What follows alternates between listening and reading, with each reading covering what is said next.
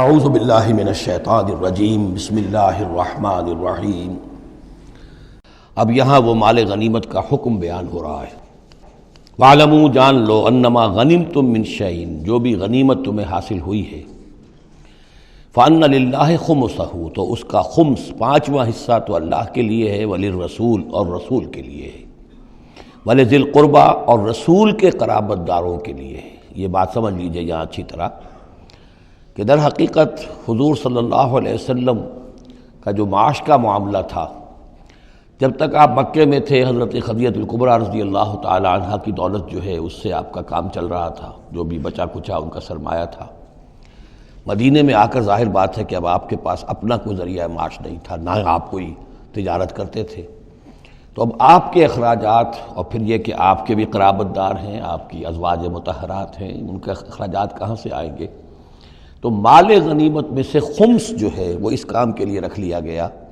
گویا وہ بیت المال کا حصہ ہوگا، اور بیت المال ہی کفالت کرے گا حضور کی بھی اور حضور کے قرابت داروں کی بھی۔ اس کے علاوہ اس بیت المال میں یتامیٰ والمساکین وابن السبیل، اس میں حصہ ہوگا یتیموں کے لیے بھی اور مساکین اور محتاجوں کے لیے بھی اور مسافروں کے لیے بھی۔ یہ گویا کہ پانچواں حصہ مال غنیمت کا تو ہو گیا، سرکار سمجھ لیجیے سرکاری ہو گیا، لیکن اس سرکار میں سب سے بڑا خرچ جو ہے وہ در حقیقت محمد رسول اللہ صلی اللہ علیہ وسلم کے ذاتی آپ کے اخراجات، آپ کے ازواج مطہرات کا نان نفقہ، آپ کے قرابت داروں کا ذوی القربیٰ، جس میں آپ کو بھی تو ظاہر بات ہے کہ کچھ نہ کچھ صلہ رحمی آپ فرماتے تھے، تو اس کے لیے، اور یہ کہ یتیموں اور مساکین کے لیے وابن السبیل۔ ان کنتم آمنتم باللہ، اگر تم ایمان رکھتے ہو اللہ پر، وما انزلنا علی عبدنا، اور اس شے پر جو ہم نے نازل کی اپنے بندے پر، یوم الفرقان، فیصلے کے دن، یعنی جو شے نازل کی وہ ہے غیبی امداد، نصرت غیبی، جو فرشتے آئے۔ ظاہر بات ہے کہ وہ ایک انسین جو ہے غیب کا معاملہ ہے، فرشتوں کو دیکھا تو کسی نے نہیں، تو جیسے وحی آتی تھی حضرت جبرائیل لے کر آتے تھے تو اس پر ایمان رکھتے ہو کہ یہ قرآن جو ہے اللہ کی طرف سے ہے، ایسے ہی تمہیں یقین ہونا چاہیے کہ اللہ تعالیٰ نے اپنا وہ وعدہ پورا فرمایا اور اللہ تعالیٰ نے فرشتے بھیجے۔ تو اگر تمہیں وہ یقین ہے تو پھر تم اس حکم کو پورے طور پر یوں سمجھیے کہ دلی طور پر اس کو قبول کرو، خوش دلی کے ساتھ پوری طریقے سے، کہ خمس جو ہے وہ تو اللہ اور اس کے رسول کا، بیت المال کا۔ بقیہ کے بارے میں حضور نے فرما دیا کہ 4/5 جو ہے یہ اب تقسیم ہو جائے گا مجاہدین کے درمیان۔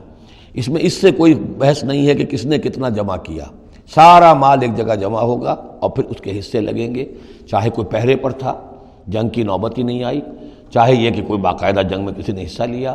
چاہے کسی نے مال غنیمت جمع کیا چاہے نہیں کیا، جو بھی جنگ میں ہے ان کو برابر کا حصہ ملے گا۔ اس میں یہ ہے کہ جو سواریوں والے تھے انہیں دوہرا، اور جو پیدل تھے انہیں اکیرا، اس لیے کہ سواریاں اگر کسی کا اونٹ ہے، کسی کا گھوڑا ہے، 2 گھوڑے بھی تھے، تو ظاہر بات ہے کہ اس کے چارے وغیرہ کا بندوبست وہ خود اپنے پاس سے کرتا تھا۔ کوئی سپلائی لائنز تو آج کل کی جس طرح فوجوں کی ہوتی ہیں وہاں موجود نہیں تھی، لہذا جو مجاہد تھا کہ جو سوار تھا گھوڑے پر یا اونٹ پر، جس کا اپنا گھوڑا تھا اپنا اونٹ تھا، اس کو دوہرا حصہ، اور جو عام پیادہ جو مجاہد تھا اس کو اکیرا۔ وَاعْلَمُوا أَنَّمَا غَنِمْتُم مِّن شَيْءٍ فَأَنَّ لِلَّهِ خُمُسَهُ وَلِلرَّسُولِ وَلِذِي الْقُرْبَى وَالْيَتَامَى والمساکین وابن السبیل ان کنتم آمنتم باللہ وما انزلنا علی عبدنا یوم الفرقان یوم التقى الجمعان، اس فرقان والے دن، فیصلے کے دن، جس دن کی 2 فوجیں بھڑ گئی تھیں۔ واللہ علی کل شیء قدیر، اور اللہ تعالیٰ ہر چیز پر قادر ہے۔ اذ انتم بالعدوۃ الدنیا وہم بالعدوۃ القصویٰ، اصل میں یہ جو وادی ہے جس میں بدر واقع ہوا ہے یہ ایک گھاٹی سی ہے جو دونوں کناروں کے اوپر تو بہت تنگ ہے لیکن درمیان میں بہت کھل کر میدان بن جاتا ہے۔ اس کا ایک سرا جو ہے وہ شمال کی طرف نکل جاتا ہے اور وہ جا رہا ہے شام کی طرف، ایک سرا جنوب کی طرف ہے اور وہ جاتا ہے مکے کی طرف، ایک مشرق کی طرف آتا ہے کہ جو مدینے کی طرف آ رہا ہے، اور اکثر و بیشتر جو پہلے حاجی جاتے تھے وہ اسی راستے پر تھے، یہی راستہ تھا۔ اب تو جو نیا طریق الہجرہ بڑی اعلیٰ سڑک بن گئی ہے تو لوگوں کو ان مقامات سے گزرنے کا موقع نہیں ملتا، ورنہ بدر سے ہو کر ہی راستہ گزرتا تھا۔ تو ایسا ہوا ہے کہ اللہ تعالیٰ کی طرف سے ایسی اسکیم بن گئی، تدبیر ایسی ہو گئی کہ عین بر وقت پہنچے، وہ جو مدینے والا سرا تھا جو قریب تھا مدینے کے اس وادی کا، اس پر حضور پہنچے، اور عین اسی وقت جو دور والا سرا تھا،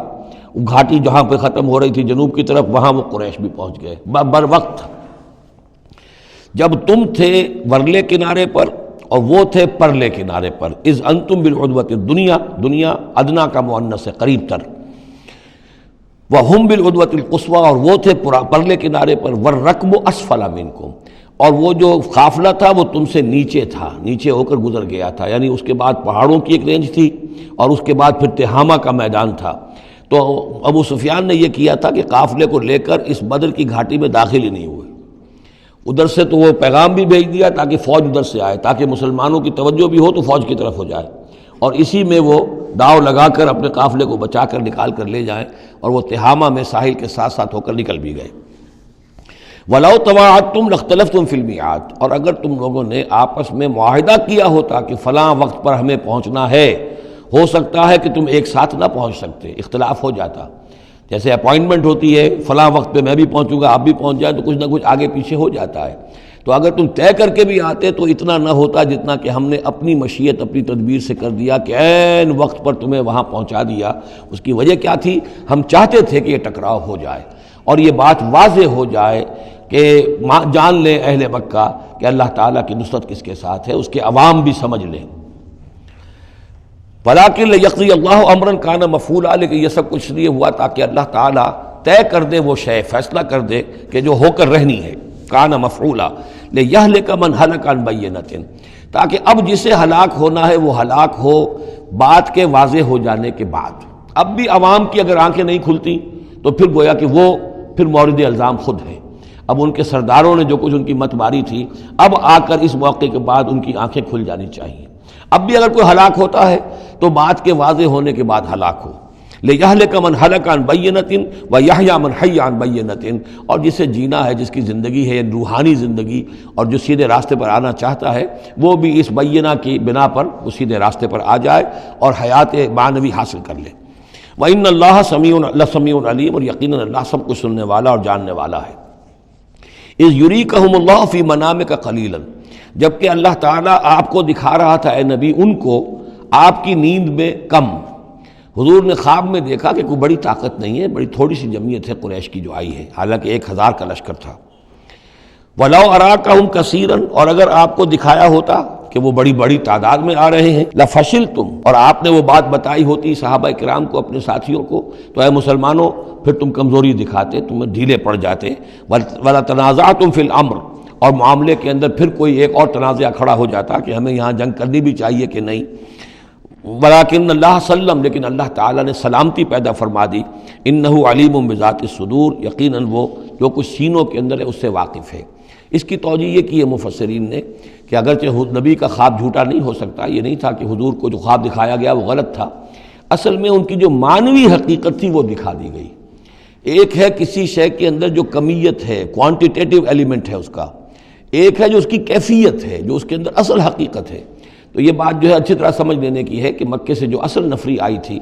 وہ تو ان عوام الناس کی تھی کہ جن کو بارے میں جن کو معلوم تھا کہ محمد ہمارے بہترین آدمی ہیں صلی اللہ علیہ وسلم، اور جو ان کے ساتھی ہیں وہ ہمارے گل سرسبد ہیں، ہمارے خاندان کے قریش کے بہترین لوگ ہیں، اور پھر یہ کہ انہوں نے کوئی جرم نہیں کیا ہے، کوئی ظلم نہیں کیا ہے، وہ صرف ایک خدا واحد کا کے ماننے والے اور جو ہیں وہ نیکیوں کا حکم دینے والے ہیں۔ تو جو ان کے ہاں جو بھی جس کو ہم کہتے ہیں سائلنٹ میجورٹی، عوام الناس، ان کے دل اپنے لیڈروں کے ساتھ نہیں تھے۔ آ تو گئے تھے، وہ ظاہر ہے کہ ان کا جبر تھا، ان کا فیصلہ تھا، لیڈروں کا حکم تھا، آ گئے تھے، لیکن مارے باندھے کو آئے ہوئے تھے۔ ان کے دلوں کے اندر وہ بات نہیں تھی کہ جو کسی ایسے لشکر میں ہوتی ہے کہ جو سمجھتا ہے اپنے آپ کو برحق، ہم حق کے لیے لڑ رہے ہیں، تو اس کے اندر جو طاقت ہوتی ہے اس لڑنے والے کے اندر، وہ اس شخص میں نہیں ہوتی کہ جو مارے باندھے کو لے آیا گیا ہو اور خود اسے اپنے دل میں یہ یقین نہ ہو کہ میں حق کے لیے لڑ رہا ہوں۔ اس اعتبار سے معنوی طور پر جو ان کی کیفیت تھی اس کے اعتبار سے وہ واقعتاً کم تھے۔ تو حضور کو خواب میں اللہ تعالیٰ نے ان کی اصل حقیقت دکھائی۔ وَإِذْ يُرِيكُمُوهُمْ إِذْ الْتَقَيْتُمْ فِي أَعْيُنِكُمْ قَلِيلًا وَيُقَلِّلُكُمْ فِي أَعْيُنِهِمْ، مزید برآں اللہ نے یہ کیا کہ جب دونوں لشکر ٹکرائے ہیں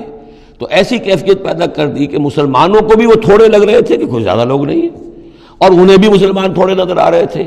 یعنی یہ کہ ہر صورت اللہ نے ایسی بنا دی تھی کہ جنگ ہو